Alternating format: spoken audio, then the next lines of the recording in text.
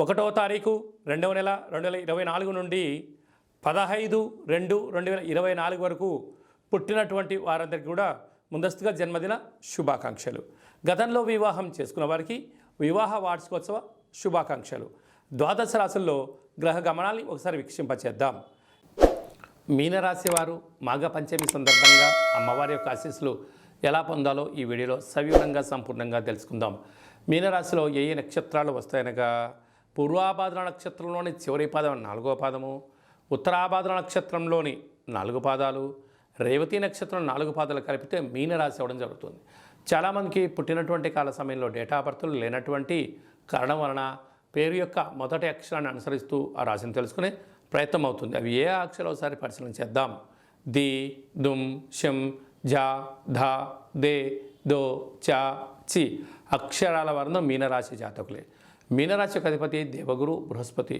వీరికి ఒకవైపు ఏలనాటి శని ప్రారంభ సంచార స్థితిలో ఉండడం, ఈ పంచమి తిథి యందు అమ్మవారి ఆశీస్సులు ఎలా పొందగలగాలి అన్నట్లయితే పసుపు రంగుతో కూడుకున్నటువంటి గాజులు, పసుపు రంగుతో కూడుకున్నటువంటి పువ్వులు, శనగపప్పుతో కూడుకున్న పదార్థాన్ని, చక్కెర పొంగలి, పాయసం లాంటివి, భక్ష్యాలు లాంటివి అమ్మవారికి నైవేద్యంగా పెట్టి భక్తులకు ప్రసాదంగా పంచడం వలన విద్య, ఉద్యోగ, విదేశీయాన సకల ఆటంకాలు ఎలనాటి శని కూడా శని తీవ్రత తగ్గుతుందని చెప్పి గమనించాలి.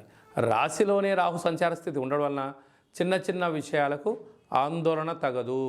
కనుక మీ జన్మ నక్షత్రం రోజున శనివారం రోజున అష్టమి తేదీ అందున కొత్త పనులకు శ్రీకారం చుట్టకపోవడం ఉత్తమోత్తం. ధనావాకు కుటుంబ స్థానంలో గురు సంచార స్థితి ఉండడం వలన దయచేసి అప్పులు ఇవ్వద్దు, అప్పులు తెచ్చుకోవద్దు. సొంతంగా ఉండబడిన వాటిని సొంత నాలెడ్జ్గా దాన్ని ముందుకు తీసుకెళ్లే ప్రయత్నం చేయండి.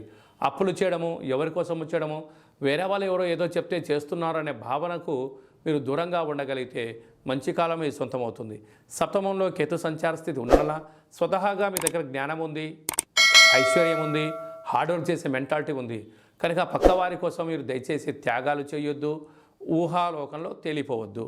అలాగే రాజస్థాన్లో కుజశుక్ర సంచార స్థితి ఉండడం వలన కష్టపడి పనిచేసే వారికి ప్రమోషన్స్, విదేశీయానము, స్వగృహము, రాజయోగం మీ సొంతం కాబోతుంది.